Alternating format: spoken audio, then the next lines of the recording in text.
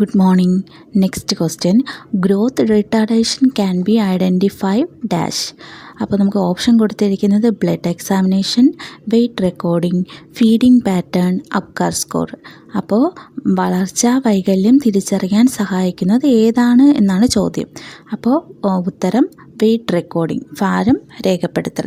എന്തുകൊണ്ടാണ് ഈ ഉത്തരം ശരിയാകുന്നത് എന്ന് ചോദിച്ചാൽ ഇത് കുട്ടികളുടെ ശാരീരിക വളർച്ച അറിയാനും വളർച്ചക്കുറവ് സമയബന്ധിതമായി തിരിച്ചറിയാൻ ഉപയോഗിക്കുന്ന ഏറ്റവും ലളിതമായ അത് കൃത്യമായ ഒരു മാർഗമാണ് ഭാരം അളന്ന് തിട്ടപ്പെടുത്തുന്നത്. ഓക്കെ, പിന്നെ എന്തുകൊണ്ട് ഈ മറ്റ് ഓപ്ഷനുകൾ തെറ്റാവാൻ കാരണം ബ്ലഡ് എക്സാമിനേഷൻ എന്ന് പറയുന്നത് നമ്മളെ ശരീരത്തിലെ രോഗങ്ങൾ, പിന്നെ വളർച്ച, ഇതൊക്കെ തിരിച്ചറിയാൻ സഹായിക്കുന്നതാണ് എന്തോന്ന് ബ്ലഡ് എക്സാമിനേഷൻ. ഫീഡിംഗ് പാറ്റേൺ എന്ന് വെച്ചാൽ ഒരു കുട്ടി ഭക്ഷണം കഴിക്കുന്ന രീതിയാണ് അത് ഫീഡിംഗ് പാറ്റേൺ ഉദ്ദേശിക്കുന്നത്.